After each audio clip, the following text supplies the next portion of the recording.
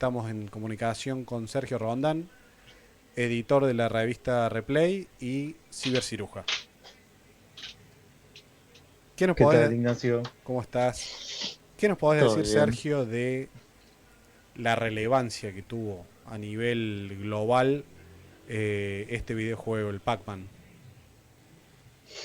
Pac-Man tuvo una relevancia súper importante por ser primero, que es un juego desarrollado por Namco, ¿no? Que es uno de los grandes distribuidores de arcades en el mundo, ¿no? De estas primeras expresiones del videojuego que fueron los salones de arcade. Los fichines que le Y en decimos acá. particular, claro, los fichines, aunque hay cierta, también le dicen los videos, pero sí, los comúnmente conocidos fichines. Este distribuidor Namco sacó este juego en 1980, que fue un éxito rotundo y fue también de los primeros que empiezan a incorporar el color en los videojuegos, ¿sí? Piensen que los primeros arcades, los primeros fichines no tenían color o tenían pocos colores y ni hablar que no tenían tanta velocidad como tiene el Pac-Man, que uno lo ve y parece un juego que uno dice, qué juego viejo, qué juego básico, pero está lleno de un montón de mecánicas súper complejas que hacen al juego, ¿no? Toda esta cuestión de los puntajes, de las pastillas que te hacen a comer fantasmas, del patrón de los fantasmas. Todo eso marcó un montón a la industria y marcó la forma en que se hacen los juegos, ¿no? Y obviamente fue una máquina que fue completamente exitosa, que y despertó una tremenda Pac-Man manía, digamos, porque fue un éxito total en el momento en que salió. O sea, fue eh, un éxito rotundo apenas salió y llegó a tener, de hecho, el récord Guinness durante un par de años, fue la máquina de arcade más vendida en el mundo. ¿Sí? Pensemos que en esa época la forma de jugar videojuegos era ir a un salón de arcade y las máquinas de arcade se compraban. Los distribuidores, los que ponían los salones, tenían que comprar la máquina a alguien. Y Claro, esa porque era, digamos, la ganancia no existían Sí, todavía sí. las consolas hogareñas.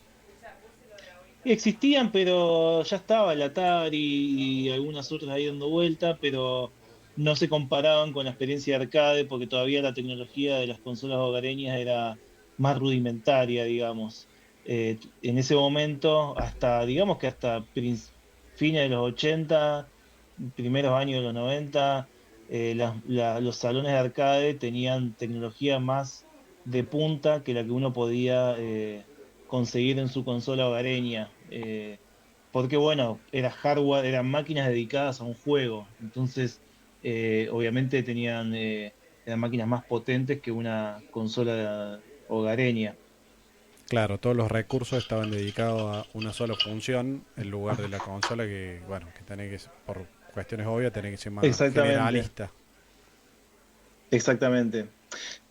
Para mí lo más importante del Pac-Man, en realidad, viviendo en Argentina, ¿no? Porque obviamente podemos hablar 1000 horas de un montón de cosas de Pac-Man, de lo que implicó en la industria, de lo que fue el desarrollo o las pautas de juego que impuso el Pac-Man. Para mí lo más interesante, porque estamos en Argentina, es qué pasó acá con el Pac-Man. Puntualmente, como dijimos, el Pac-Man fue una máquina que salió en 1980, que hoy cumple 45 años, y en Argentina, para esa época, ya había salones de arcade, ¿no? Ya había máquinas, ya estaba Sacoa, ya estaba Playland, que eran los dos grandes operadores del país. Esos dos grandes operadores, Sacoa y Playland, después tenían distintos salones en distintas partes del país con otros nombres o con sus nombres. Sacoa llegó a tener 45 salones en todo el país. Playland, no tenemos la cifra a mano, pero tuvo un montón también de salones con otros nombres, ¿no? Eh, y puntualmente lo interesante del Pac-Man en Argentina es que existe una persona, un científico, que se llama Miguel Ojeda. Digo científico porque efectivamente es un hombre de ciencias, pero además de ser científico, es un hacker, ¿no? Es una persona que con una expertise en el manejo del hardware, de la informática, y que en esa época, en los 80, Miguel Ojeda, cuando empieza el boom del arcade, justamente Pac-Man es una de las máquinas que hace explotar el... Pac-Man es la máquina que hace que exista como un boom del arcade, como que eso explote mucho más. La primera máquina importante fue Space Invaders, pero esta fue la que catapultó a la popularidad de los salones de arcade. Y Miguel Ojeda en esa época era una de esas tantas personas que tenía algunas máquinas de arcade y las vendía o ponía salones de arcade en la provincia de Buenos Aires, pero que además tenía la particularidad que, como dije, era un tipo muy inteligente y muy hacker y hackeaba placas de arcade. Y lo que hacía este buen hombre era básicamente agarrar alguna placa de un juego que ya existía y lo modificaba, ¿sí? Lo que se llama Perdón, un hack. Sergio. Sí, Esto implica, estamos hablando de una modificación física, o sea, agarraba el gabinete del sí, sí, sí, juego, sí. lo desarmaba y para sacar la plaquita que era la que hacía andar el software, digamos. Exactamente, sí, muy bien. O sea, para ponernos bien concreto, el Pac-Man, como dijimos, salió en arcade, pero a diferencia de los juegos de las consolas hogareñas que en esa época funcionaban con cartuchos o con algún otro medio de almacenamiento, los arcades en esa época vos tenías el gabinete enorme y dentro de ese gabinete estaba obviamente el monitor, los cables de los controles y placas grandes donde estaban los juegos. Dentro de esa placa, bueno, la placa era básicamente una computadora, ¿no? Porque tenía un CPU, tenía memoria RAM y tenía distintos chips que hacían que el juego se ejecute.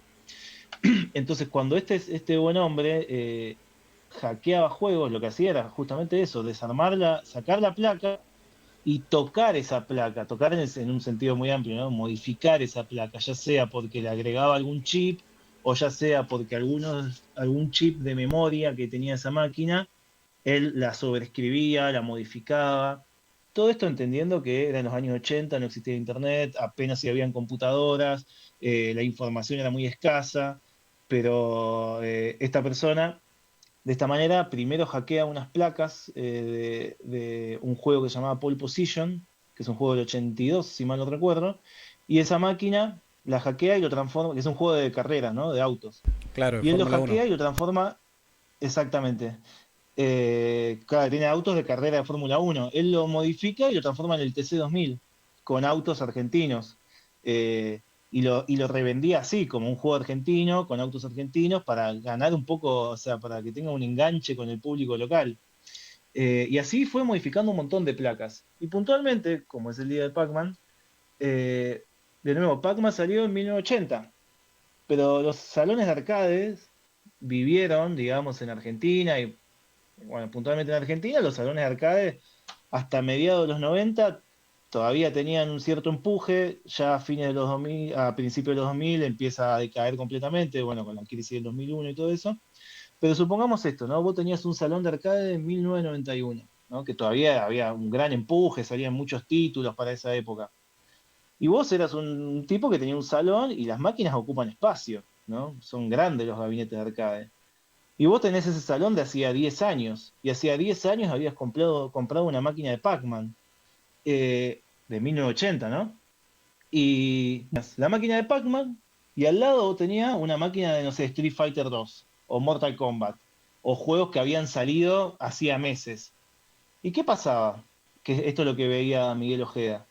Miguel Ojeda veía que Pac-Man quedaba viejo y tenía que competir con los títulos nuevos que salían. Y era una competencia, digamos, un poco desleal, ¿no? Porque habiendo salido el Mortal Kombat, el jugador que se acercaba a un salón de arcade, a menos que sea muy fanático de Pac-Man, iba a jugar al Mortal Kombat, no iba a jugar al Pac-Man. Y tenías una máquina de Pac-Man parada sin hacer nada. Claro, había ¿Qué es lo que cambiado mucho la hace tecnología también, aparte en pocos años. exactamente? Exactamente.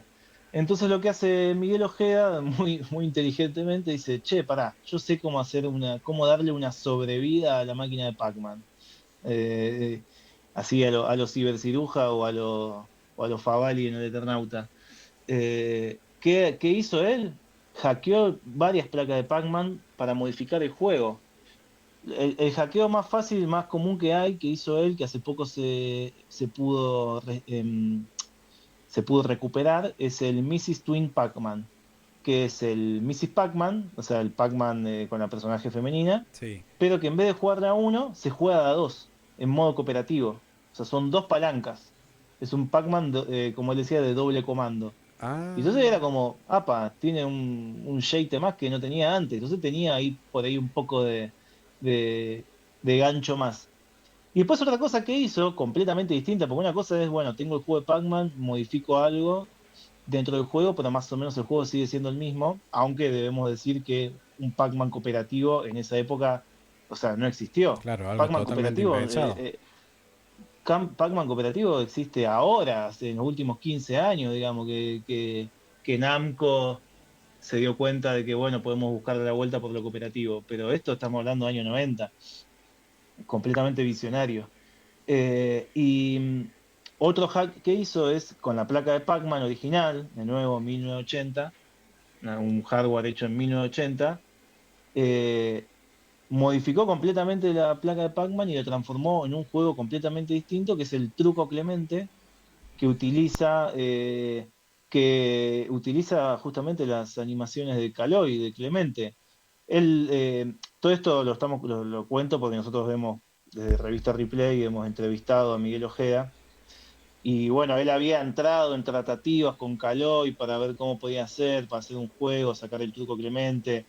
No sabemos muy bien si el juego que terminó sacando tenía el permiso de Caloi o no, pero la Claro, realidad es pero que el juego existe, claro, porque estás usando sus dibujos, sí, sí, digamos. sí, pero digo, No, también este tipo de modificaciones, hacks, es un gran territorio así bueno, que no sé si valen mucho las licencias. Digo, no, ¿cómo? Ah, sí, claro. No, olvídate, no. Primero que Namco jamás permitiría que le agarren su placa para hacer un juego, otro juego sin su permiso, sería imposible, lo harían ellos nada más. no, y ni hablar, no sé, Y Nintendo, no, compañías que... no, totalmente. Entonces, él agarró la placa de Pac-Man, hizo un juego completamente distinto, pero con esta lógica de, bueno, qué servicio le puedo vender a los tipos que tienen máquinas paradas porque ya no son comercialmente tan viables como lo eran en su momento cuando salieron? Y bueno, dice, él, tenés una máquina de Pac-Man que no te está rindiendo, digamos, bueno, yo te puedo hacer el Mrs. Twin Pac-Man, te puedo hacer el Truco Clemente, te puedo hacer esta otra versión de Pac-Man. Es una manera, nada, una hackeada que hizo él, utilizando la placa de Pac-Man, que es bastante único este hackeo. Acá se hicieron Claro, o muchos sea, hackeos de hizo ese algo tipo y absolutamente distinto que tanto desde el estilo de juego hasta los gráficos no tiene absolutamente nada que ver con lo que es el Pac-Man. claro, sobre todo el Truco Clemente es algo completamente distinto, o sea, utilizó el hardware ese, o sea, el chip del CPU, que no recuerdo cuál es el CPU que tiene el Pac-Man, la memoria RAM, el chip de video, el chip de sonido, y lo transformó en un juego completamente distinto como es el Truco Clemente. Qué fantástico. Sergio, te pido mil disculpas, pero me estoy quedando sin tiempo.